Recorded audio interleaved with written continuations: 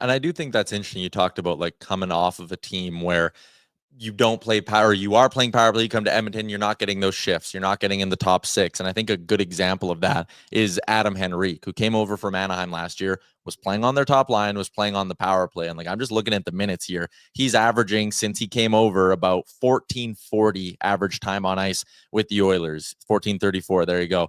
You go back through his career, he hasn't averaged under 15 minutes a game for a season since he was a rookie back in 2010-11. Like, it has been 15 years since he's played under 15 minutes a game. And I guess some people might sit there and go like, well, is there much of a difference between 14:30 a game and 16:30 or 17 minutes a game? Like, that's 5 or 6 shifts, but there is a big difference, right?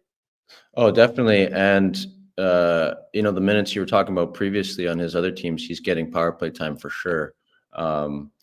So that's why I respect a guy like Adam Henrique, because that just shows you that he's signing with the Oilers to win. There's no other reason. He's made money. He was stuck in a franchise that was losing for a while. I think just seeing those images and comparisons can just show you that a player like that signed up knowing what he's going to have, and it's because he wants to win. So that's what I see when I look at those numbers. And another thing too with Henrique, I mean, he's on a nice little run right now. 3 goals in his last 5 games. Popped 2 against the Bruins the other day. He's in this role of being a third liner that is behind, third line center that's behind McDavid and Draisaitl. And again, they are going to get the gravy minutes. They're going to be out there in offensive zone draws and all of that stuff. But how important of a role is that Henrique one to, even if he doesn't have his best, to just be able to go out there and saw off the other team in whatever matchup he has, and almost like you're almost learning how to kill time and just survive so that McDavid and Draisaitl can do their damage. For sure. I think it is a key spot, and it's a fun spot too, because you kind of just have to really think into that role. Like, you have to understand, okay, 14 minutes, regardless of if I'm on fire tonight, say I score early, say I have 2 points early and I'm creating chances, that regardless, your maximum number for that time on ice, that game is probably just still going to be 14 minutes. So you have to really come to terms with that fact in your head and just embrace that role. So once you do that, I think you get over that hurdle of, kind of being a little disappointed that even though I'm playing well, I'm not getting more ice time. You sit into that role, and it's kind of nice because 14 minutes, you can still do a lot of damage, and you're rested. Like, you're not tired. You're rarely tired playing that amount. Sometimes when I was younger and I was playing maybe 18, 19 minutes, it was awesome because you're always out there. But looking back, I might have been less effective sometimes playing more minutes, and I might have even been more effective when I was playing less minutes. So it's a key spot, and that's why it's a good spot for a veteran guy that wants to win to be in. Yeah, and I think we've maybe even seen a few less dips and things like that with a guy like Henrique versus when Ryan McLeod was trying to play that spot or was playing that spot last season. I have one more kind of trade question for you. You've been dealt in season. You've also been on teams. Like, I know early in your career in Buffalo, they added a bit at the deadline. I think they made the move for Brad Boyes and a defenseman as well. Is it ever kind of awkward walking into what's kind of an established room, a group of guys that have been playing 60 games together at that point and are pushing for a playoff spot, maybe pushing for a Stanley Cup, and then you kind of walk in? Or I guess on the flip side, when someone does walk in, is there any sentiment in the room that's like, does the team appreciate the addition, or do you kind of sit there and go like, oh, we're good, we're rolling, why are we doing this? Again, it depends on who's coming in and what role they're serving. I think there is awkwardness. I remember it was, I think, my first or second year in Buffalo, and Brad Boyes, like you said, was traded, and he was a veteran, and he was a very experienced, good player. And I didn't know what it was like to be traded, so I wanted to be super nice to this guy, but I was also young and basically a rookie.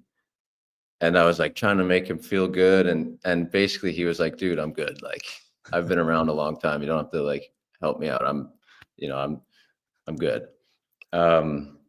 So when it happened to me, I mean, I was always nervous to get traded at a young age in the NHL, just because it's immaturity, I guess. I was, happy where I was. I was not wanting to have change. But when I got older, and was in the NHL for a while, and I got traded, I would say my nerves subsided a bit, but there's always I guess the nervous energy, the excitement going to a new team. And then especially in my situation, I hadn't been, playing in the playoffs a lot. And when you're traded at the deadline, it's usually to a team that, is going for it. So um, I was, when I got traded to Edmonton, I was kind of excited just to meet Connor and Leon and get to play with those guys because, I was a fan, watching and playing against them. They're so special. And then to come to my hometown was like just an amazing feeling. But the nerves got less and less uh, intense as I got older. What was your first memory of walking into that locker room? Because you joined him for that road game in Anaheim. Honestly, it was pretty vivid still in my brain. Like I walked into the room on the road in Anaheim, and I saw my jersey the first thing when I walked in the room. Like it was the first thing I saw, and it was an Ennis jersey, 63 Oilers, and it brought back immediate memories of being a kid and being a fan of the Oilers. And I think I told you guys this before, but the longer I played in NHL, the less kind of aura or special, just everything that goes with the NHL just kind of slowly dissipates a bit. I mean, it's still amazing. It's an amazing job. I'm so lucky and blessed to be a part of the league. But when you're young, you're so bright-eyed and stuff.